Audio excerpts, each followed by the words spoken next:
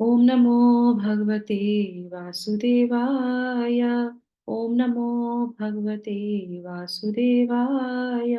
ओम नमो भगवते वासुदेवाय।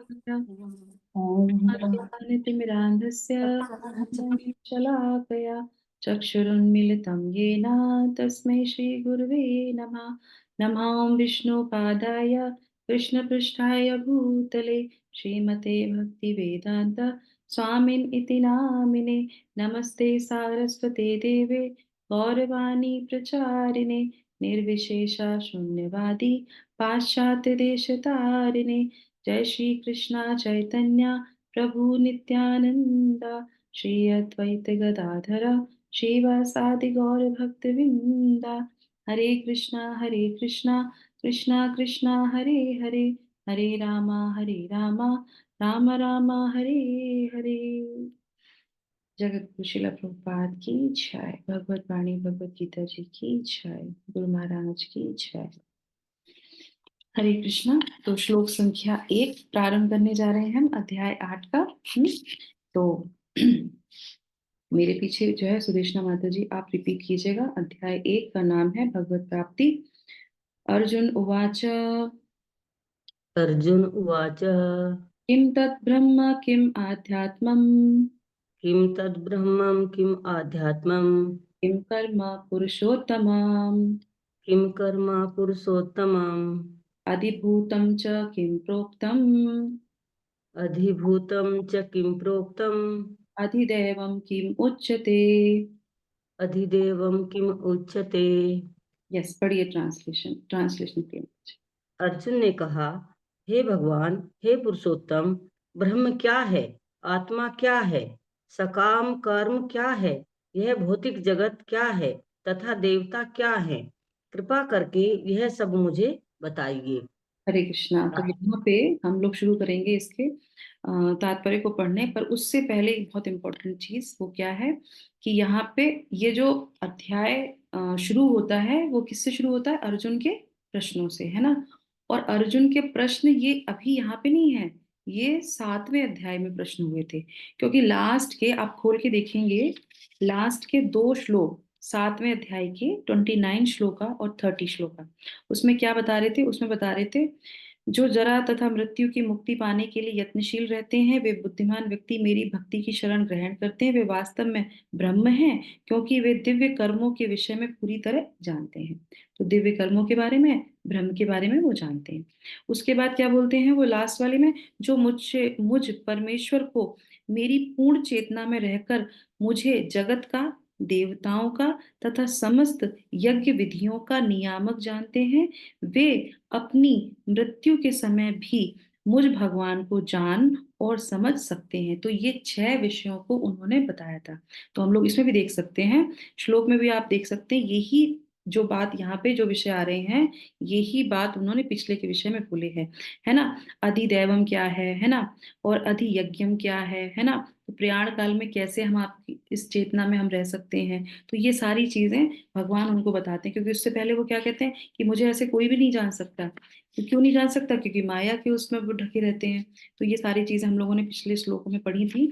और जिनके पास बहुत पुण्य कर्म होते हैं, है ना, जिनके पास इकट्ठे हो जाते हैं वो ही इन सब चीजों को जानते हैं। तो बहुत अच्छा अध्याय था हमारा 7वां।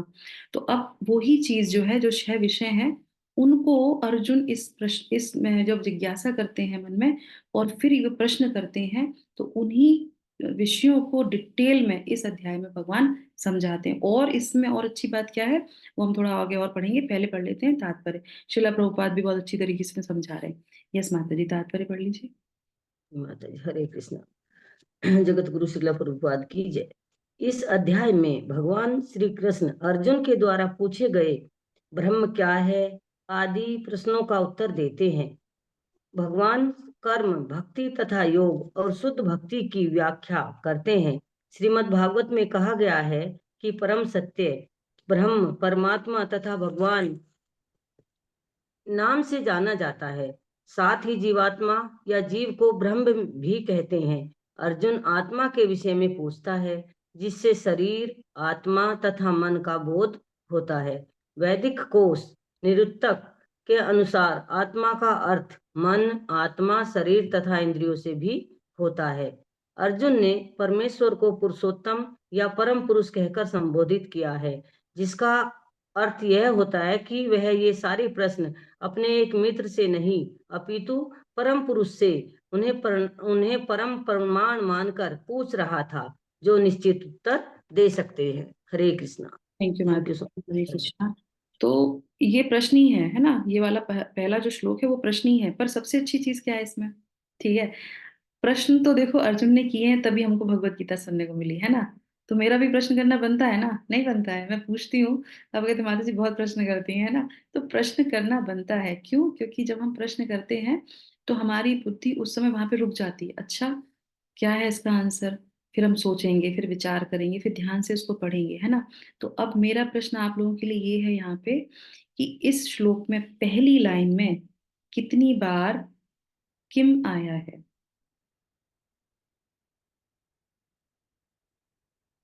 बताइए। 2 बार माता जी। 5 बार। 5 बार आया माता जी। हरे कृष्णा। मेरा ओके। प्रश्न ध्यान से सुनिए, इस श्लोक में पहली लाइन में किम कितनी बार 2 है? 2 बार है माता जी। 3 बार है माता जी। 3 बार माता जी। 3 बार माता जी। 3 बार, यस।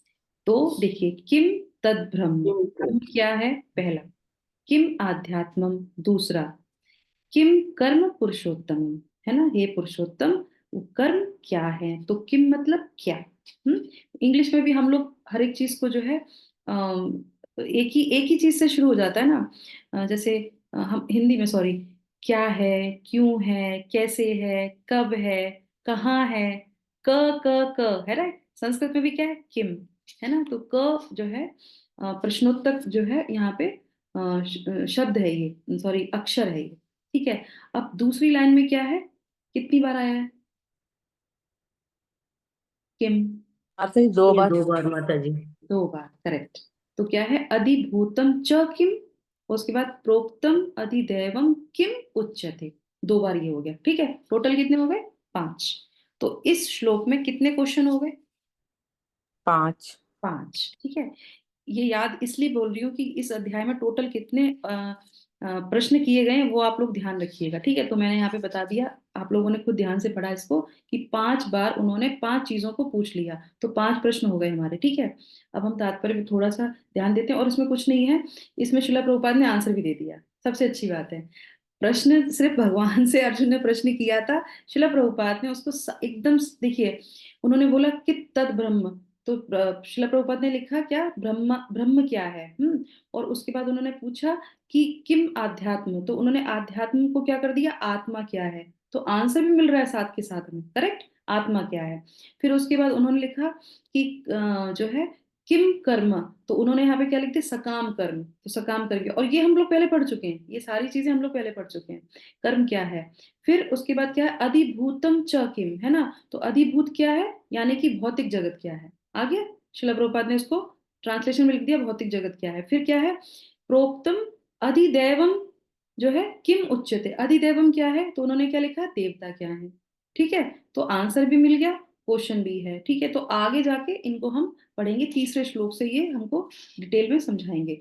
तो इस अध्याय में भगवान अर्जुन को पूछ, श्रील प्रभुपाद यहाँ पे क्या लिख रहे हैं? परम सत्य ब्रह्म परमात्मा तथा भगवान के नाम से जाना जाता है। आंसर हो गया, मिल गया आपको ब्रह्म का इसमें यहाँ पे। फिर जीवात्मा या जीव को ब्रह्म भी कहते हैं, ये भी उन्होंने यहाँ पे समझा दिया। फिर आत्मा के, अर्जुन आत्मा के विषय में पूछता है, जिससे शरीर, आत्मा तथा मन का बोध होता है, ठीक है। उसके बाद वैदिक कोश निरुत्तर के अनुसार आत्मा का अर्थ मन, आत्मा, शरीर तथा इंद्रियां भी होता है, ठीक है। तो उन्होंने इसमें आंसर भी दे दिया। अब उसके बाद क्या बोल रहे हैं लास्ट में? पुरुषोत्तम कह के भगवान को जो है बुला रहे हैं। अब यहाँ पे हमारे लिए शिक्षा आ जाती है, पुरुषोत्तम भगवान को क्यों बोल रहे हैं वो। हम्म देखिए, जहाँ पे भगवान के कुछ विशेष शब्द आते हैं, विशेष नाम से बुलाया जाता है, इसका मतलब है कि वो कुछ वहां पे हमारे लिए मैसेज है। तो यहाँ पे पुरुषोत्तम क्यों बोल रहे हैं बताइए, लिखा है इसमें। पुरुषों में सबसे उत्तम। पुरुषों में सबसे उत्तम है कौन? भगवान। तो ये जो निर्विशेषवादी हैं उनके लिए भी यहाँ पे क्या है, वो क्या कहते हैं? भगवान पुरुष नहीं है, पर भगवान पुरुष हैं, क्योंकि वो पुरुषों में उत्तम है, तो भगवान निराकारवादी नहीं है। भगवान जो है एक रूप है उनका, एक जो है हम उनको पूज सकते हैं। वो विग्रह, जैसे बोलते हैं विग्रह कुछ नहीं होते, भगवान साकार रूप नहीं है भगवान का, तो उनके लिए भी बहुत बड़ी यहाँ पे शिक्षा है हमें समझने के लिए। ठीक है। दूसरा क्या है कि पुरुष कहकर संबोधित किया है, जिसका अर्थ यह होता है कि यह सारे प्रश्न अपने एक मित्र से नहीं अपितु परम पुरुष से कर रहे हैं। तो भगवान को, अब इससे पहले हम लोगों ने क्या पढ़ा था कि जो व्यक्ति, अब इसको हम इसको देख लेते हैं। यहाँ पे जो है ये जो इन्होंने आप पूछा है, ये 15वें अध्याय के जो 19वें श्लोक में भी ये वाली बात आती है कि जो भी भगवान को पुरुषोत्तम मानता है वो ही सही ज्ञानी कहलाता है, और वो द्वंद्व से मुक्त होता है। क्योंकि जिसमें द्वंद्व होगा वो भगवान को उत्तम मानेगा ही नहीं, पुरुषोत्तम मानेगा ही नहीं, सर्वोत्तम मानेगा ही नहीं। तो द्वंद्व से जो मुक्त होता है वो ही भगवान को पुरुषोत्तम रूप में मानता है, सर्व कारण कारणम। तो वो भगवान कृष्ण ही हैं इस तरीके से। ठीक है, तो ये हमारा इसमें हो गया। अब आ जाते हैं दूसरा श्लोक को भी हम पढ़ लेते हैं, क्योंकि इसमें जो है प्रश्न ही है, हमारे पास समय है अभी। ठीक है, यस, कोई और माता जी पढ़ना चाहेंगे? हाँ पढ़िए माता जी, प्रेम माता जी। मैं रिपीट बोलती हूँ, आप इसको रिपीट कीजिएगा, और तात्पर्य में दो दो तीन माता जी भाग ले सकते हैं। अधियज्ञम कथम कोत्र अधियज्ञम अधियज्ञ कथम को अत्र देहनस्मि देहनम अस्मि मधुसूदनम ते अस्मिन् मधुसूदन प्रयाण काले च कथम केयो प्रयाणकाले च कथं गेयो असि नित्यात्म आत्मभि असि नित्यात्मभिः असि नियत आत्मभि। असि नियत आत्मभिः। हे मधुसूदन, यज्ञ का स्वामी कौन है, और वह शरीर में कैसे रहता है, और मृत्यु के समय भक्ति में लगे रहने वाले आपको कैसे जान पाते हैं? तो यहाँ पे तात्पर्य से पहले कौन से प्रश्न आ गए, आप बताइए। अधियज्ञम कथम, ठीक है। उसके बाद गोत्र देहे अस्मिन् मधुसूदन, प्रयाण काले च कथम गेयोसी नित्यात् आत्मभि। तो यहाँ पे कितने हो गए? 3 प्रश्न। फिर से देखिए ध्यान से। मतलब 7 प्रश्न है। देखिए ऊपर में किम शब्द आया था, यहाँ पे क्या है? कथम। कथम ठीक है, यहाँ पे क्या है? कथम। तो कथम कितनी बार आया है? मतलब 2 बार आया। 2 बार माता जी। तो ऊपर कितने हो गए? 5 और 2 7। 7। अब यहाँ पे हम ट्रांसलेशन में देखते हैं। देखिए, यज्ञ का स्वामी कौन है? एक। पहला वह शरीर में कैसे रहता है? 2। 2। और तीसरा जो है लास्ट वाला, उसमें क्या है? प्रयाण काले च कथम, है ना, गेयोसी इत्यात्मधि। तो कथम कोत्रम, 2 है यहाँ पे शब्द, कथम एक और कोत्रम मतलब कैस। यहाँ पे देखिए इसमें उसमें लिखा है कथम का मतलब है किस तरह से, कह मतलब कौन, अत्र यहाँ। तो कौन और किस, कथम किस तरह। तो 2 प्रश्न ये हो गए, और तीसरा प्रश्न क्या है? कथम फिर से आया है, कथम कैसे मृत्यु के समय हम उसको जान सकते हैं। तो 3 प्रश्न हो गए। तो टोटल कितने प्रश्न हो गए? 8 8 माता जी। यस, तो 8वें अध्याय में अर्जुन ने कितने प्रश्न पूछे? 8। 8 और इन्हीं 8 प्रश्नों को पूरा अध्याय कवर करेगा। और भगवान शुरू के 2 श्लोकों में, यानी कि तीसरे और चौथे श्लोकों में 7 प्रश्नों का उत्तर दे देंगे। और 8वें प्रश्न का उत्तर वो पूरे 28 तक के श्लोकों में देंगे। तो इसमें टोटल कितने अध्याय श्लोक हैं? 28। 28 तक में ये कंटिन्यूशन में जाएगा, मतलब 5 से लेके 8 तक, 28 तक में वो लास्ट वाले क्वेश्चन को ही आंसर देंगे। तो वो कितना महत्वपूर्ण रहेगा। अब हम पढ़ लेते तात्पर्य, एक एक पैराग्राफ 2 माता जी डिवाइड करके पढ़ लीजिए। यस माता जी। तात्पर्य जगत गुरु शिल प्रभुपाद की जय। आदि यज्ञ का तात्पर्य इंद्र या विष्णु हो सकता है। विष्णु समस्त देवताओं में, जिनमें ब्रह्मा तथा शिव सम्मिलित हैं, प्रधान देवता है, और इंद्र प्रकाशक देवताओं में प्रधान है। इंद्र तथा विष्णु दोनों की पूजा यज्ञ द्वारा की जाती है। किंतु अर्जुन प्रश्न करता है कि वस्तुतः यज्ञ का स्वामी कौन है, और भगवान किस तरह जीव के शरीर के भीतर निवास करते हैं।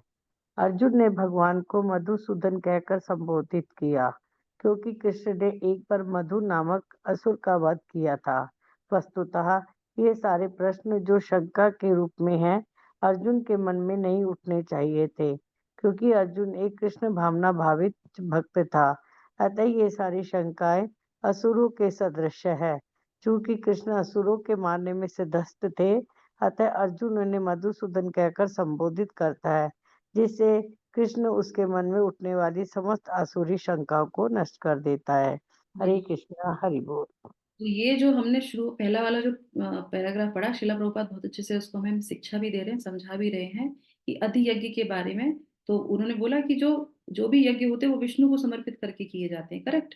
और देवताओं में, जिसमें ब्रह्मा तथा शिव भी सम्मिलित रहते हैं, प्रधान देवता माने जाते हैं, है ना। और इंद्र प्रशासक देवताओं के प्रधान हैं। तो कभी कभी क्या होता है, एक इल्यूजन रह जाता है कि प्रधान वो है तो उनको भी समर्पित किया जा सकता है, पर यही इल्यूजन है। ये नहीं है कि भगवान विष्णु ही सबसे प्रधान माने जाते हैं। कहीं कहीं पे लोग उनको भी मान लेते हैं, ठीक है। तो इंद्र तथा विष्णु दोनों की पूजा यज्ञ द्वारा की जाती, किंतु अर्जुन प्रश्न करता है कि वस्तुतः यज्ञ का स्वामी कौन है। हम लोग पहले भी पढ़ चुके हैं, यज्ञ के स्वामी कौन है, भगवान विष्णु है। ओम शुरू होता है हर यज्ञ की आहुति में, करेक्ट। हर यज्ञ की आहुति में ओम का मतलब क्या है, वो भगवान विष्णु को ही जाती है। तो ये श्लोक में आगे भगवान जो है बताएंगे तीसरे वाले में, उसमें हम आगे नहीं जाएंगे। पर एक चीज यहाँ पे हमारे लिए बहुत अच्छी शिक्षा है कि प्रश्न जो है, शंकाएं जो हैं, वो क्या है, अगर किसी के मन में आती भी हैं तो उसको सही जगह पे प्रश्न पूछना चाहिए, जहां पे वो सही जगह से उसको वो ज्ञान मिल सके।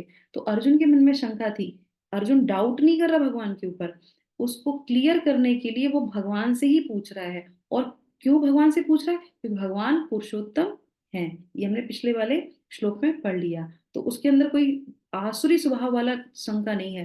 पर अगर हम इस तरीके से कोई शंका करते हैं, डाउट करते हैं, तो ये क्या है, ये आसुरी स्वभाव है। किसी से बोलते हैं भगवान कृष्ण जो है पुरुषोत्तम है, कैसे है, कैसे है, बताइए क्या है। जो ये डाउट रहता है, तो यहाँ पे वो बोल रहे हैं ये आसुरी स्वभाव होता है। तो इसको जो है हमें हमारे अंदर नहीं आना चाहिए। कृष्ण भावना भावित व्यक्ति के अंदर ऐसे आसुरी शंका नहीं होती है। प्रश्न करना बहुत अच्छा है, ठीक है।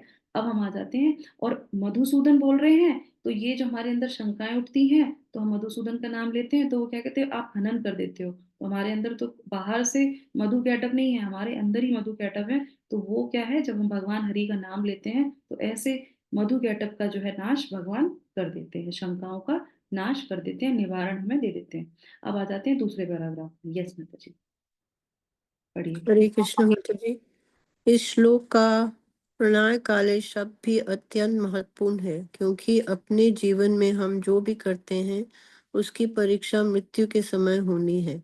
अर्जुन उन लोगों को विषय में जो निरंतर कृष्ण भावना अमृत में लगे रहते हैं, ये जानने के लिए अत्यंत इच्छुक है कि अंत समय उनकी क्या दशा होगी। मृत्यु के समय शरीर के सारे कार्य रुक जाते हैं और मन सही दशा में नहीं रहता। इस प्रकार शारीरिक स्थिति बिगड़ जाने से हो सकता है कि मनुष्य परमेश्वर का स्मरण न कर सके। परम भक्त महाराज कुलशेखर प्रार्थना करते हैं कि हे भगवान, इस समय मैं पूर्ण स्वस्थ हूँ, अच्छा हूँ, कि मेरी मृत्यु इसी समय हो जाए, जिससे मेरा मन तुम्हारी हंस आपके चरणों रूपी नाल के भीतर प्रवेश कर सके। ये रूपक इसलिए प्रयुक्त किया गया है क्योंकि हंस जो एक जल पक्षी है, वह कमल के पुष्पों को कुतरने में आनंद का अनुभव करता है।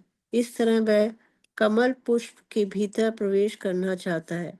महाराज कुलेश शेखर भगवान से कहते हैं कि इस समय मेरा मन स्वस्थ है और मैं भी पूरी तरह से स्वस्थ हूँ। यदि मैं आपके चरण कमलों का चिंतन करते हुए तुरंत मर जाऊं, तो मुझे विश्वास है कि आपके प्रति मेरी भक्ति पूर्ण हो जाएगी। किंतु यदि मुझे अपनी सहज मृत्यु की प्रतीक्षा करनी पड़े, तो मैं नहीं जानता कि क्या होगा, क्योंकि उस समय मेरा शरीर कार्य करना बंद कर देगा, मेरा गला रुद्र हो जाएगा। मुझे पता नहीं कि मैं आपके नाम का जप कर पाऊंगा या नहीं। अच्छा यही होगा कि मुझे तुरंत मर जाने दे। अर्जुन प्रश्न करता है कि ऐसे समय मनुष्य किस तरह कृष्ण के चरण कमलों में अपने मन को स्थिर कर सकता है। हरे कृष्णा। हरे कृष्णा, कितना सुंदर है देखिए। ब्यूटीफुल। तो ये जो कृष्ण भावना भावित जो भक्त होते हैं, उनको वो इच्छा नहीं होती कि कितने समय तक वो जीवित रहेंगे, पर कितनी अच्छी भावना है। और उन्हें कुलशेखर जो का उदाहरण श्रील प्रभुपाद ने दिया, वो कितना अच्छा है कि परम भक्त महान कुलशेखर प्रार्थना करते हैं। तो प्रार्थना में क्या है कि हमारा हर समय चिंतन भगवान के चरणों में होना चाहिए। और अभी स्थिति बहुत अच्छी है। अभी जैसे कभी कभी आता है ना, अरे अभी हम वृंदावन धाम में हैं, भगवान का नाम ले रहे हैं, सामने राधा श्याम सुंदर है, यहीं बैठे बैठे प्राण निकल जाने चाहिए हमारे, है ना। क्यों ऐसा सोचते हैं भक्त? भक्त इसलिए सोचते हैं कि अंत में भगवान का नाम लेते हुए जाएंगे तो भगवान के धाम चले जाएंगे, है ना। क्योंकि यही हमारी सबसे उत्तम जो है स्थिति होती है कि हम भगवान को हर समय चिंतन में रख सकें। और जो बोला है कि कब हमारे प्राण तक चले जाएंगे हमें नहीं पता। तो अच्छा, इससे संबंधित मुझे कुछ लोगों को याद आ रहा था। आप बताइए कि कौन से हमारे जो है शास्त्रों में ऐसे महान लोग हुए हैं जिन्होंने अंत समय में भगवान को अपने चित्त में रखा है और प्राण त्यागे। मेरे गुरु महाराज। Very nice. और भीष्म पितामह माता जी। पितामह, यस, भीष्म पितामह। और का नाम नहीं याद आ रहा, जिन्होंने अपने बेटे का नाम नारायण रखा था, और उनका नाम नहीं याद आ रहा। तो आजान। जामिल, हाँ हाँ। अजामिल माता जी। हाँ, वो तो भगवान की अनुकंपा उनके ऊपर हो गई थी कि जैसे कि उन्होंने उस उद्देश्य से नहीं लिया था, पर उन्होंने अपने बेटे का नाम नारायण रखा था। अजामिल की भी वही हुई थी, करेक्ट। और श्रीमद् भागवत, श्रील प्रभुपाद माता जी। शीला प्रभुपाद, यस। और अम्बरीश महाराज। अम्बरीश महाराज। और परीक्षित महाराज। महाराज, करेक्ट। उन्होंने तो पूरा जो है क्या किया, 7 दिन उन्होंने उसी में लगा दी। उन्होंने, उनको तो खाना पीना भी भूल गया।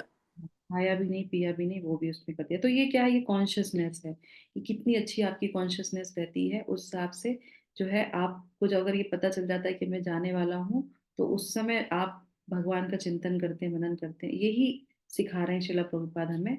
इस पूरे अध्याय में हम भगवान से यही सीखेंगे, है ना।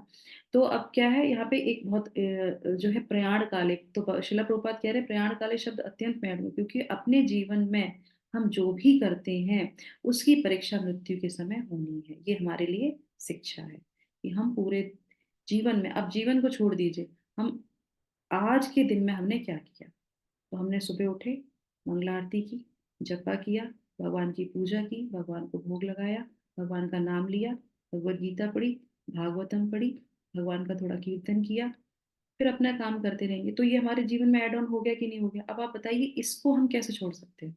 छोड़ सकते हैं क्या? यही तो हमारे पूरे दिन का सबसे इम्पोर्टेंट पार्ट है। अगर हम इसको छोड़ देते हैं तो आप पूरे जीवन में क्या करेंगे? आप बताइए। हमें पूरे दिन में कुछ ना कुछ चीजों में भागते रहते हैं, कुछ ना कुछ उलझनें चलती रहती हैं। ये तो दुख वाली जगह पे हम लोग हैं। तो इसीलिए बहुत इंपॉर्टेंट है कि अपने दिन की शुरुआत हमें ऐसे ही करनी चाहिए।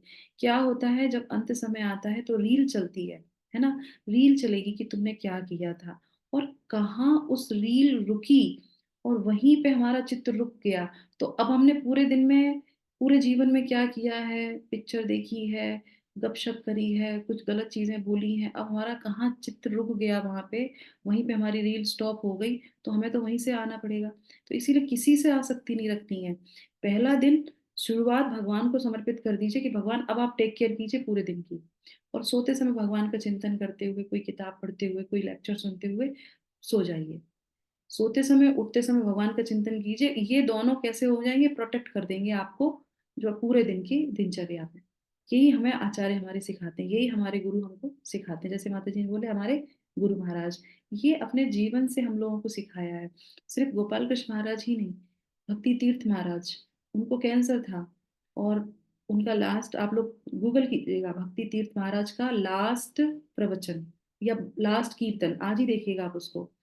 वो लिटरली इतनी जोर जोर से रो रहे थे भगवान के लिए, इतनी जोर जोर से रो रहे थे, और कीर्तन करते हुए, और ये चाहते थे कि मैं बस कीर्तन कर रहा हूँ, नाम ले रहा हूँ और मेरे प्राण निकल जाए। और जब उनके प्राण नहीं निकलते थे तो फिर वो और दुखी होते थे। वो कहते उफ, अब एक दिन और। मतलब उनको इतनी था कि मैं बस भगवान के धाम जाऊं और ऐसे ही भगवान का नाम लेते और वो ऐसे ही गए। तो इसीलिए कहते हैं कि ये हमारे जो आचार्य हैं, गुरु वर्ग हैं, वे हमें अपने चरित्र से सिखाते हैं। श्रील प्रभुपाद श्रीमद् भागवतम का जो है बोलते बोलते गए, है ना। कॉन्शियसनेस उनकी क्या थी, श्रीमद् भागवतम बोल रहे थे और शिक्षा क्या दे रहे थे, शिक्षा ये दे रहे थे कि सबको सतोगुण में रहना है। सतोगुण का मतलब क्या है, मंगला आरती करनी है। सतोगुण में वही व्यक्ति रहेगा जो सुबह मंगला आरती के लिए उठेगा। जो मंगला आरती के लिए उठता है, भगवान का नाम लेता है, पूरे दिन में सतोगुण उसके ऊपर जो है प्रभावित रहता है। अभी हम मदुरई गए थे तो वहां पे बच्चों ने कुछ ड्रामा किया था, तो तीन तीन गुणों का प्रभाव किस तरीके से रहता है, तीनों अपनी अपनी तरफ से खींचते हैं। पर जैसे ही वो भक्तों की संगत में पहुंचता है तो पीछे से, जैसे तीन बच्चे थे, एक लाल कपड़े में, एक नीले कपड़े में, एक सफेद कपड़े में, तो जैसे ही वो फिर से रजोगुण उसको ले जाता है, फिर उसको जो है तमोगुण अपनी तरफ खींच के ले जाता है, उसको ड्रिंक कराता है, सब कुछ कराता है। फिर से भक्त आते हैं, कहते हैं अरे तुमने भगवत गीता छोड़ दी, तुमने नाम करना छोड़ दिया, चलो तुम्हें लेके जाता हूँ। तो जैसे ही वो अपने अच्छे एसोसिएशन में ले जाता है, वो दोनों गुण चले जाते हैं और सतोगुण उसके पीछे पीछे पीछे पीछे घूमता रहता है। तो सतोगुण ही रहेगा जब आप भक्त के, भगवान के और जो है शास्त्रों के, गुरु के सानिध्य में रहेंगे। तो ये हमारे लिए बहुत अच्छी शिक्षा है। आगे भगवान जो है और जो जो प्रश्न इसमें किए गए वो बताएंगे भगवान। तो अभी मैं जल्दी से इसको फिनिश कर देती हूँ। तो अब इसमें श्लोक में जो है ब्रह्म क्या है, करेक्ट जो प्रश्न किया गया था, तो उसमें 8.3 में आएगा आंसर। आध्यात्म क्या है वो भी तीसरे में आएगा, कर्म क्या है वो भी तीसरे में आएगा, अधिभूत क्या है वो चौथे श्लोक में आएगा। मैं इसलिए बता रही हूँ कि जब हम लोग पढ़ेंगे तो हमें याद रहना चाहिए, और इसको नोट डाउन भी कर सकते हैं आप लोग, ठीक है। और उसके बाद क्या है, आदि देव क्या है ये भी चौथे में आएगा, और अधि यज्ञ क्या है वो भी चौथे श्लोक में हमको भगवान बताएंगे, ठीक है। और उसके बाद अधि यज्ञ को शरीर में कैसे जाना जा सकता है वो भी चौथे में बताएंगे, और मृत्यु के समय आपको कैसे जान सकते हैं, जो लास्ट का क्वेश्चन था, 8वां क्वेश्चन, वो 5 से लेके 28 तक के श्लोकों में बताएंगे। अब इन चीजों को हमने पहले भी पढ़ा है। कैसे पढ़ा है, अब मैं आपको बता रही हूँ नंबर, आप उसको नोट डाउन कर लीजिए और उसको जब समय मिले आप उसको देखिए, उस पर अंडरलाइन कीजिए कि कहाँ कहाँ पे ये शब्द आए हैं। कोई चीज अगर दोबारा से रिपीटेशन हो रही है भगवत गीता में और बार बार उस चीज को समझाया जा रहा है, तो वो उनके लिए नहीं है, वो हमारे लिए है। अधि यज्ञ अगर हमें पता है, अधिभूत हमको पता है, ब्रह्म हमको पता है, कर्म हमको पता है, तो हम क्या होंगे, अंत समय में उन भगवान को याद रख सकेंगे। समझ में आया। तो ये हमारे लिए होमवर्क बहुत तगड़ा वाला है, तो इसलिए आप लोग ध्यान से सुन लीजिए। 2.72 हमने ये चीजें सुनी हैं। 3.15, 4.24, 4.25, 4.30, 5.6, 5.19, 5.20, 5.21, 5.24, 5.25, 5.26। उसके बाद छठे अध्याय में 6.27, 6.28, 6.44, और फिर लास्ट का हम लोगों ने अभी लास्ट में ही खत्म किया है, 7.29 में भी इसी के बारे में चर्चा हुई। तो ये शब्द रिपीटेडली बार बार भगवत गीता में आए हैं, और इसको भगवान दोबारा से फिर से 8वें अध्याय में बताएंगे। क्यों बताएंगे, क्यों, क्योंकि इनको जो अच्छी तरह समझ लेता है, पुरुषोत्तम भगवान को अच्छी तरह समझ लेता है, और वो ही चीजें जो है अंत काल में भगवान को स्मरण करने में, याद रखने में सहायता करती हैं। तो भगवान अगर कुछ समझा रहे हैं, अर्जुन प्रश्न कर रहे हैं, तो वो हमारे लिए बहुत बेनिफिशियल होगा। इसलिए हमें ध्यान से पढ़ना है, बार बार पढ़ना है, उसको समझना है, ठीक है। अब आ जाते हैं लास्ट में, एक थोड़ी सी शिक्षा ले लेते हैं। वो क्या है कि इसमें हमें क्या शिक्षा मिली कि अर्जुन जो है बहुत उत्सुक है प्रश्न करने के लिए। उनके अंदर जिज्ञासा है, जिस चीज को वो पहले सुन चुके हैं, जिस चीज को वो पहले पढ़ चुके हैं, वो फिर से वो प्रश्न करते हैं। तो उत्सुकता बहुत जरूरी है आध्यात्म में उन्नति के लिए। जिज्ञासा रहनी चाहिए, शंका बिल्कुल नहीं रहनी चाहिए, क्योंकि भक्ति रसामृत सिंधु में बोलते हैं कि क्या है, उत्साह, धैर्यात, निश्चयात, ये 3 चरण होते हैं भक्ति में आगे बढ़ने के लिए। उत्साह हमेशा रहना चाहिए, निश्चय रहना चाहिए कि हम जिससे बोल रहे हैं, जैसे हमारे गुरु महाराज हैं, हमारे श्रील प्रभुपाद हैं, जो हमें बताएंगे वो निश्चय ही सही चीज बताएंगे। और धैर्य रखना चाहिए, आज नहीं तो कल हमें कोई चीज अगर परेशान कर रही है तो हम उसमें से बाहर निकल जाएंगे। तो धैर्य रखना चाहिए आगे बढ़ने के लिए। तो ये 3 चीजें हैं, जिसमें पहली क्या है, उत्साह। तो उत्साह रहना चाहिए प्रश्न करने के लिए, जिज्ञासा, अतो ब्रह्म जिज्ञासा। दूसरा क्या है कि ये जो कला होती है ना सीखने की, उत्साह तभी होगा जब हमें कुछ सीखने की कला, जैसे आप लोगों को भगवत गीता सीखने का मन है, समझने का मन है, इसीलिए आप क्लास में आए, करेक्ट। तो ये हमारा नहीं है। पहली चीज, किसी चीज को सीखने की जो कला होती है वो हमारा नहीं है, वो भगवान की हमारे ऊपर क्या है, ब्लेसिंग है। कितने लोग हैं ग्रुप में, बताइए कितने सारे लोग हैं, कितने लोग सुबह मंगला आरती में आते हैं, कितने लोग भगवत गीता से, ये तो ब्लेसिंग है हमारे ऊपर। कला सीखने की तुम्हारे अंदर जो है, मैंने तुमको कृपा कर रखी है, तो तुम इसको सीख लो, ठीक है। ये हमारे अंदर कला आ गई, बोलने की कला, सीखने की कला, है ना, जिज्ञासा की। पर जो इच्छा है वो हमारी स्वतंत्र है। तो हमें ये ध्यान रखना चाहिए कि हम इच्छा किस तरफ कर रहे हैं। तो जिज्ञासा, उत्साह सही दिशा के लिए करनी चाहिए। इसको हमें भगवान ने फ्री विल दे रखा है, ठीक है। और उसमें क्या होता है कि अगर कोई इस तरह की जिज्ञासा और उत्साह रखता है, वो ही आध्यात्म में उन्नति कर पाता है। और जो अध्यात्म में उन्नति करेगा वो क्या करेगा, वो ही अंत काल में, प्रयाण काले च में, तो वो अंत समय में भगवान को रिमेम्बर रख सकता है। तो जो शुरुआत में हम जो करते हैं वही अंत में हमारी गति होती है। तो इसलिए हमने क्या सीखा कि हमें बहुत जरूरी है प्रश्न करना है, कोई डाउट नहीं रखना है। डाउट है भी तो ऐसे व्यक्ति से करना है, ऐसे व्यक्ति से पूछना है जो भगवान की शरण में है, जो गुरु है, जिसने भगवान को समर्पित कर रखा है। भगवत गीता में सारे आंसर दे रखे हैं। तो इसीलिए हम अब अगले श्लोकों में जानेंगे कि किस तरीके से भगवान इन सारे डाउट्स को कंप्लीट करेंगे, बताएंगे अर्जुन को। और हमारे लिए वो बहुत ही अनिवार्य है, किस तरीके से हम अपनी चेतना को भगवान में स्थिर रख सकते हैं, है ना। तो डेली मंगला आरती में आना है, डेली जपा करना है, डेली भगवत गीता का श्लोक पढ़ना है, ठीक है। इसी के साथ हम अपने सत्र को विराम करते हैं हरे कृष्णा महामंत्र के साथ। हरे कृष्णा कृष्णा कृष्णा हरे हरे, हरे रामा राम राम हरे हरे। जगत गुरु श्रील प्रभुपाद की जय। हरि ओम तत्सत। आप सभी लोगों का दिन शुभ हो, मंगल में हो, इसी कामना के साथ धन्यवाद। हरे कृष्ण माता।